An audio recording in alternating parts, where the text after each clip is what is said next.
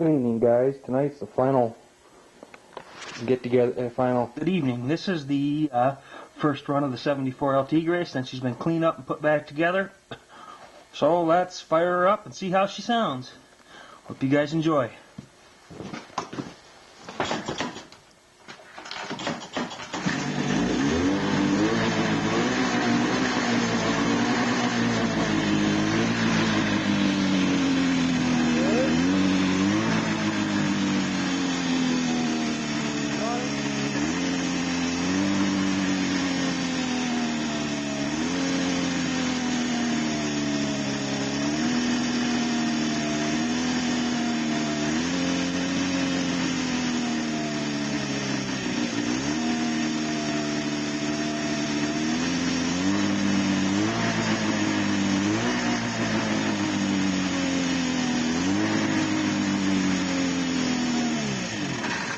That's her all up and running. It's been quite a project.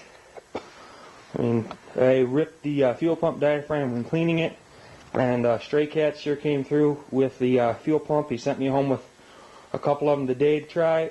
One of them worked, thank God. All she needs really now is a new chain case gasket, because she decided to puke chain oil all over my floor. But I didn't realize it had a leak in the gasket. But she does need a new lighting coil.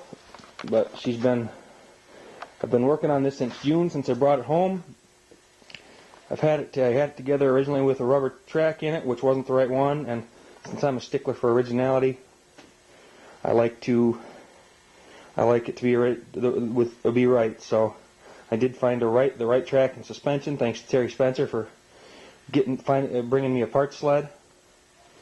And then I was having a hard time trying to track down the gauges that I needed, and Shap guy came through with a set of beautiful cylinder head temperature gauges and a tachometer. I mean, these look great, they work great. And then I needed a windshield. Stray Cats came through with that. And here's the hood off of her right now. He sent me home with a windshield and miscellaneous parts I needed. I mean, a lot of people have helped on this project, and it's been fun. I mean, I want to thank all the guys who helped with this, and everybody on the forums who gave me their knowledge and helped me figure out the little quirks this thing had, which it had quite a few. I mean, she was a basket case when I brought her home. So, but I can't wait to get her I cannot wait to get her out there on the snow and see what she'll do. Feels like she's going to be stupid fast. And bean fields are waiting. So, but cannot wait to start the next one. I mean, this restoration stuff is fun. I mean, I'm not a trailer queen. I get them cleaned up the way they should be and make them look nice, because this will be ridden, and this will be ridden a lot. And I've been busting my butt the last week to get this thing ready for A1. I really wanted to show her off. So that's the Tigre. And now I'm since moved into the new workshop, so I figured I'd show you guys around a little bit here.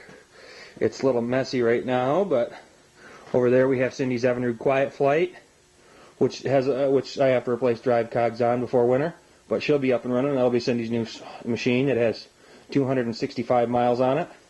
Then we have my 75 Polaris TX, which is pretty rough. I mean, it's decent shape, but it does need the proper carbs, seat cover. She's just going to be my beater to run around on this winter. I mean, I want to have a performance sled of each brand.